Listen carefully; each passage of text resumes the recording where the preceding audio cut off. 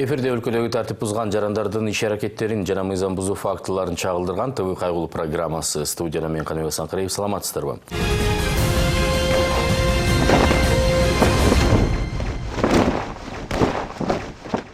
10 айга узаган жол кырсыгы. 2018 жылдын 15 июлунда болгон жол кырсыгынын жыйынтыгын тартип сакчылар бүгүнкү күнгө чейин чыгара албай бара. Так айтсак, 10 ай мурда Борбор калабыбыздын борборунда 24 жаштагы Медербек кызы Эльмираны унаа сүзүп алган. Жараттардан улам кырсык болгон жерде кайтыш болгон. Учурда Эльмиранын жакындары акыйкат издеп, бирде жол күзөтчүлөрүнүн, бирде прокуратуранын эшигин какылап жүргөн учуру. 3 ымыркай баланы энесиз калтырган кырсык туурасында биздин редакцияга дагы кайрылышты.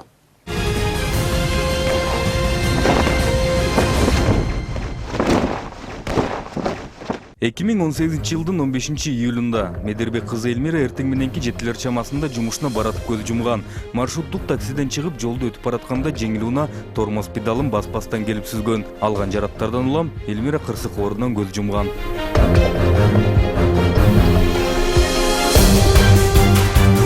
Жеңил унааны айдап бараткан айдоочу Айжан Мухамбетова. Тасмада көрүнүп тургандай жолго чыккан меримди көрүппү же көрбөйбү тормоз педалындагы баскан эмес. Ордуна бул кырсыктан кийин тартип сакчылар чакыртылып, алар алгачкы териштирүү иштерин жасап, картасын чийип кетишкен. Бирок бул кандуу кырсыктын орун алганына 10 ай болсо да, бүгүнкү күнгө чейин бир жыйынтык чыкпай келет. Териштирүү иштери эч качан тергөө болгон жок. Муну өз алдынча биринчи следователь Бакыт Асаналиев тергөө ишин жүргүзгөн.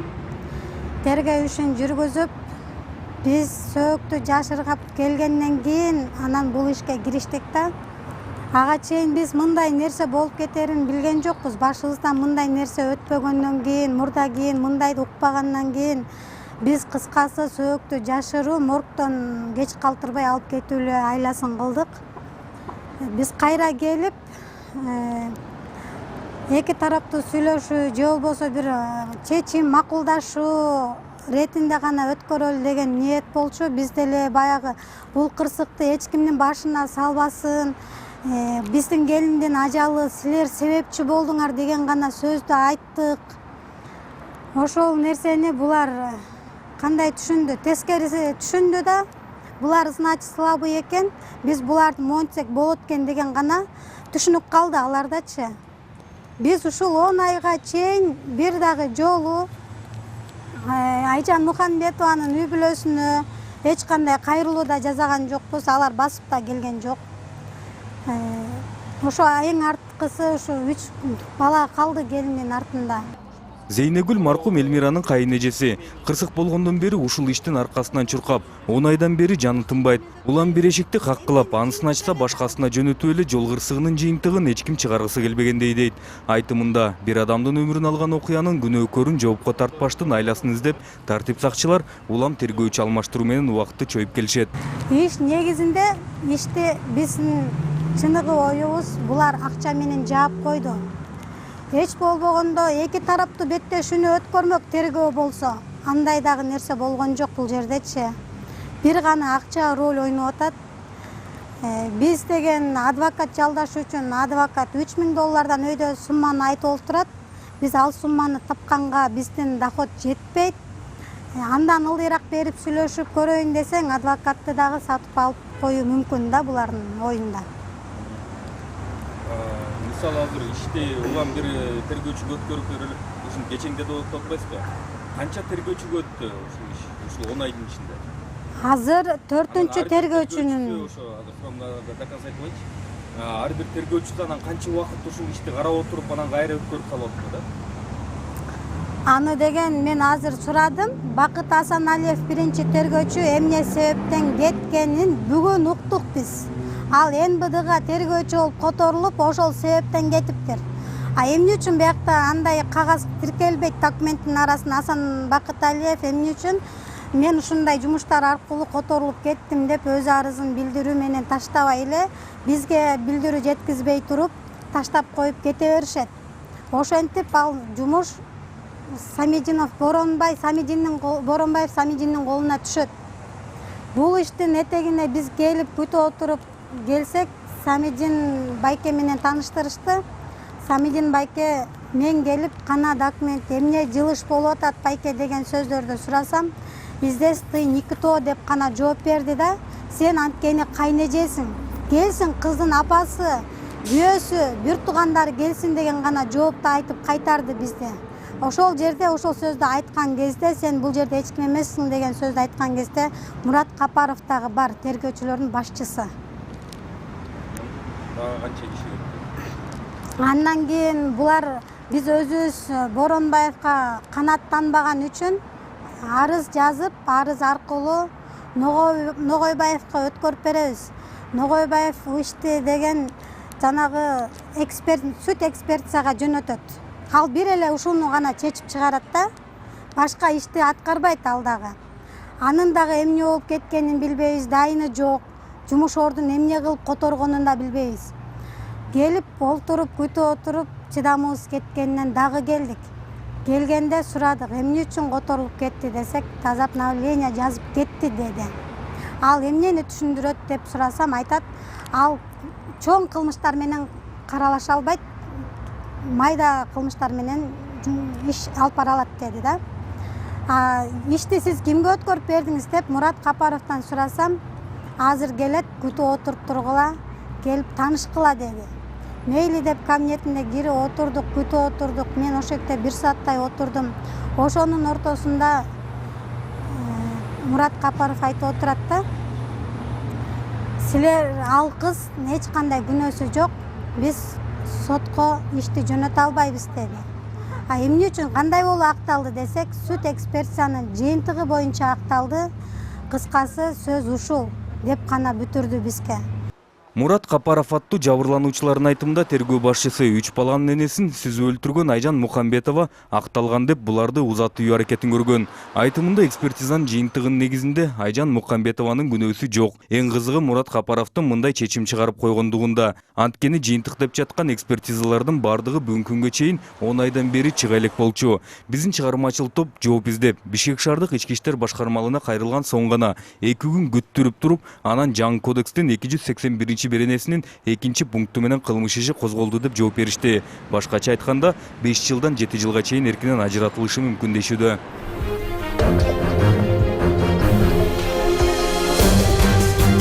Тергөөчүлөрү 10 айдан бери алмашып отуруп, учурда 4-чү карап жаткан кез. Анан бул ирет чой бергенден пайда жок дешкенби же экспертиза жыйынтыктары 10 айдан кийин гана чыкканбы, кылмыш ишин козготуп, жакынкы күндөрү сотко өткөрүп беребиз деп жатышат. Албетте бул дагы азырынча жөн эле сөз. Кантсе да 3 баланын энеси болгон Элмира Медербек кызынын балдары энесиз калган. Улуулары күндө энесин издеп карайласа, 1,5 эми чыккан кичүүсү тааныбай да калды. Бул иштин аягы эмне менен аяктайт экенине бирге көз салабыз. Логикалык жыйынтык чыгып, күнөөкөрлөр жоопко тартылабы же жоопкерчиликтен качууга жаңы ыкма ойлоп табышабы карап турабыз.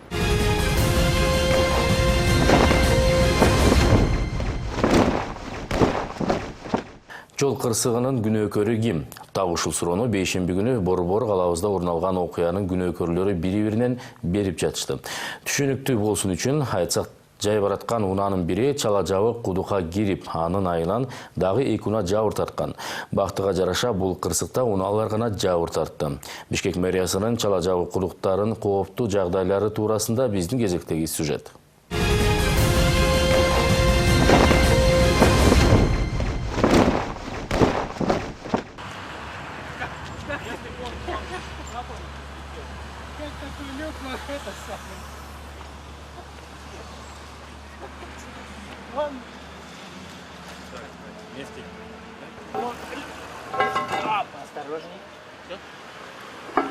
Он, скорее всего, вот так был. Он так был, машина.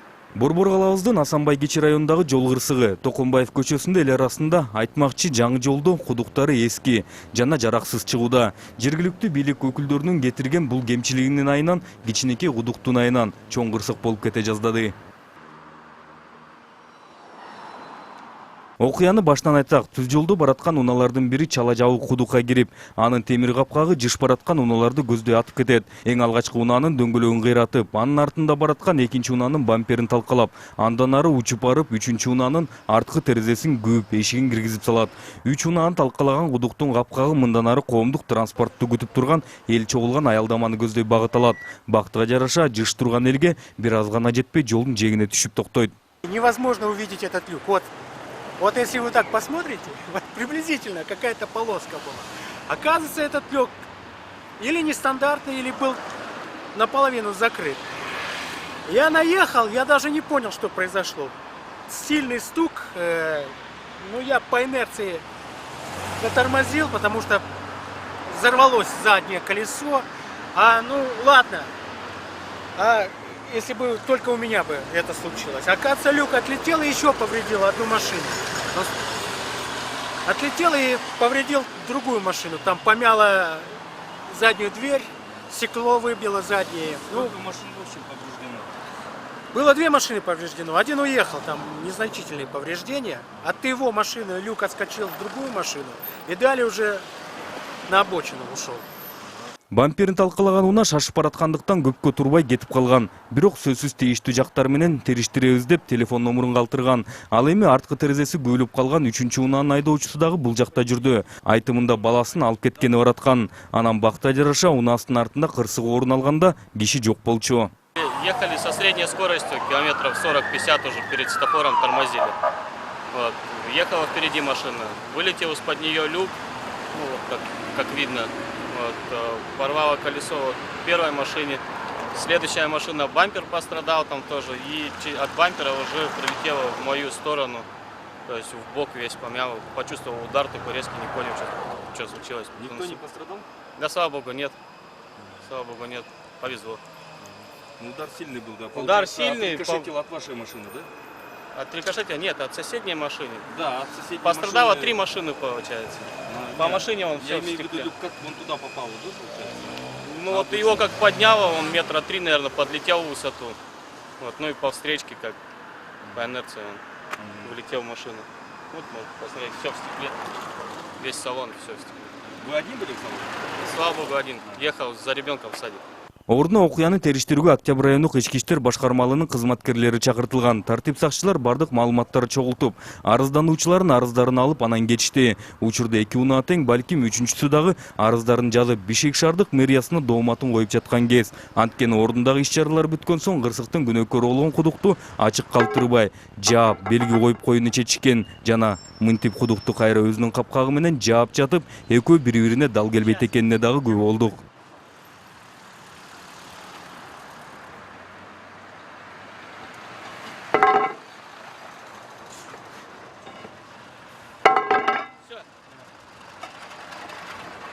В закрытом виде вот так болтается, да? Вот. Он так не должен болтаться. Да вот он болтается. Вот так я попрыгаю. Кудай сактады. Анткени Кудай сактабаса Бишкек мэриясы болобу, башкасы болобу мындай кооптуу көрүнүштөргө кайдыгер карап, адам өмүрүн, ден соолугун сактагысы келбегендей, жана мындай кооптуу көрүнүштөр бир гана бул кудук эмес, шаар ичиндеги баардык эле кудуктар болушу керек. Мисал катары жакында эле социалдык тармактарда талкуу жараткан шаар тургуну айтып берген окуяны эске салсак. Бул жол азыр Лев Толстой көчөсү Садыгалиевден өткөндөн кийин жолдун абалы мондо болуп жатат азыр. Эмнегедир 3 күндөн бери ачык болуп атат. Кийинки жактагы мындай болуп. Значит, бул жерде бир машина чуңкурга түшкөн. Не только бир машина, бир 2 машина түшүптүр. Майлары куюлуп жатат мондо болуп. Урматтуу бийлик өкүлдөрү, силер бул жолдон өтпөсөңөр дагы ушул через WhatsApp, через Facebook'tan көрүп койгула. Ушул 3 күндөн бери ушундай болуп жатат. Мондой болуп, падондору жарылып, май агып дегендей ушинтип жатат. Шаар ичиндеги ар бир кудугуна барса да кылтык тапса болот экенинен шек жок. Бир жеринде кудук түшүп кетсе, башка жеринде сороюп чыгып калган. Айрымдары чала жабылып турса, башкалары такыр жабылган эмес. Жылда баланча чакырым жол салабыз деп мактангандар ал жолдорду сапаттуу да салыш керек экенин билбегендей. Бул дагы жолдогу белгилерди, чийиндерди, тосмолорду, арыктар менен албетте жөө жүргүнчүлөрдүн жолдорунун күлкүнү жана ыйды дагы келтирген абалын эске албаганда, биздин бул сөздөрүбүз дагы мактанчактар үчүн кулак сыртында калат экени шексиз. Анткени ал эркулдар, алардын пикиринде майда маселелердин айынан бирөө өлгөндө гана, чуркап келгенде адат кылып алышкан. Алдын алуу дегенди айтор эч кими билбейт.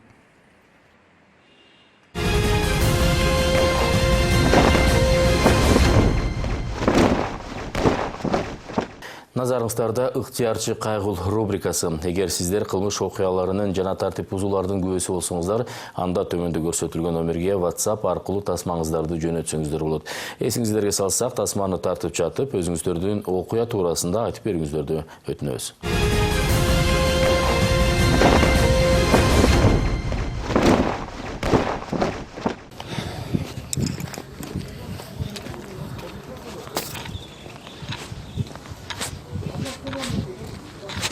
Assalamu alaikum.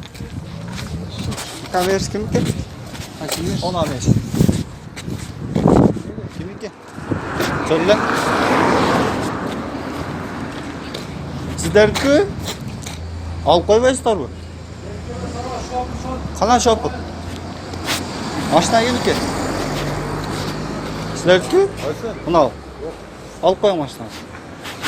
Yok bana bunu var koydu ona. Zakonlar turuş gerek bular. Melisa ne var koydu? Bunu alın maşına.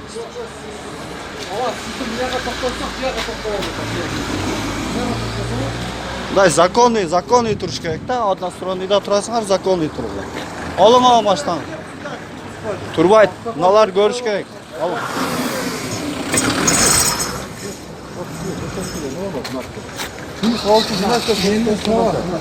Yok siz açıklar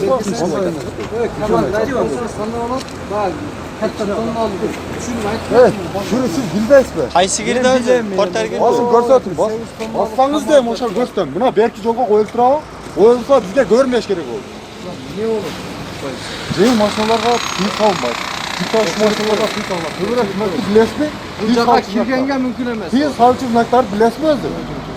Siz keçirip koyup, siz o Kamaz'da aytıyorsunuz. O Kamaz o bayağıda 8 tonnalık degemdi.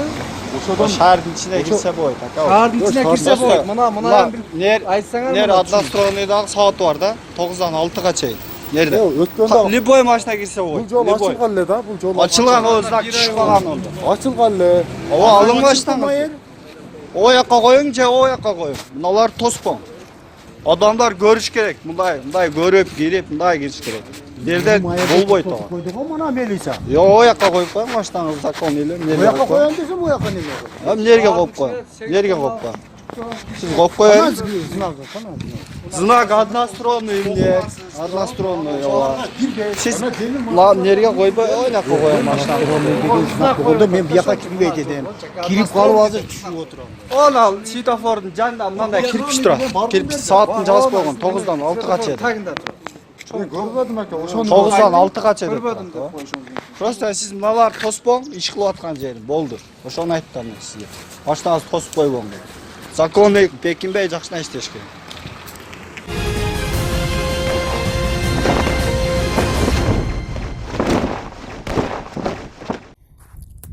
Mına musurlar görgülü. Бұл жер Ош областının Карасу районуна караштуу Төлөкөн айыл өкмөтүнүн жери. Айылдын үстүндөгү адырлар. Мына бул колотторду Оштон Уудун солдаттары полигон кылып алышкан, өздөрүнчө келип алып мынтык атышат. Мына мусорду таштап противогаз дагы кандай белгисиз бир көп буюмдар экен. Пачкалар менен бутылкалар, ичинде эмне болгон жыгылы бутылка пачкалар менен противогаздын мусорлары өрттөп ушул жерге колоттун ичине төгүп кетиптир. Бул адыр мына колоттун ичинен катуу жамгырларда шабылдаган селдер келип, ушул мусордун баардыгы айылга түшүп кетет. Айылдан арыктарга кирип, арыктан адамдар суу ичет. Төлөкөндө таза суу кран жок болгон үчүн адамдар арыктан суу ичет. Ушул эми кандай чара колдонулат? Оштун Уудун кылган иштери ушулар. Жакшылык иш эмес эми. Полигон кылып нормальный эме албайсыңар, ушунчалык мусорларды таштап элдерге подарка алып кетиптир.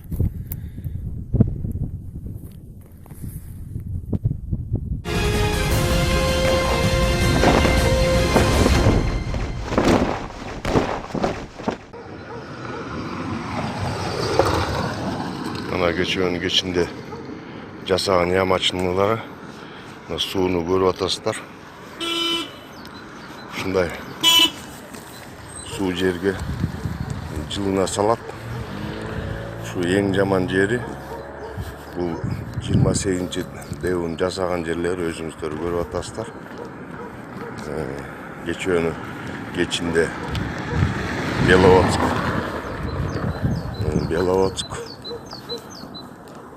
темен суу 13-14 километрде жасаган жерлери кайта эле ямачыны болуп, мындан өйдөкүлөрү. Ошуну келип бир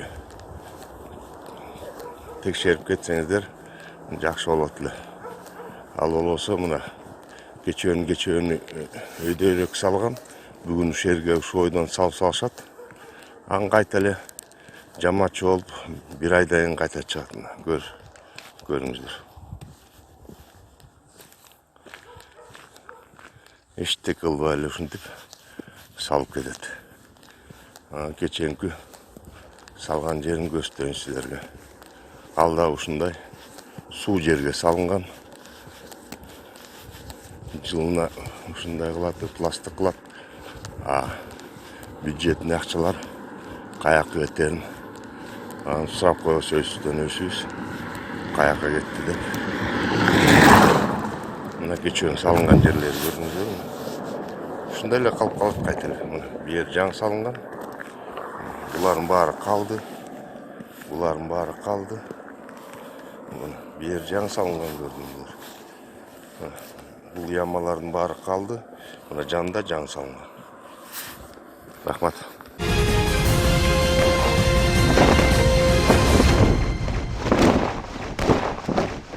Эскерте кетсем, ушул сыяктуу окуяларга жана башка мыйзам бузуу фактыларына күбө болсоңуздар, анда төмөндөгү номерге чалып же WhatsApp аркылуу бардык фото, видео материалдарыңыздарды жөнөтсөңүздөр болот.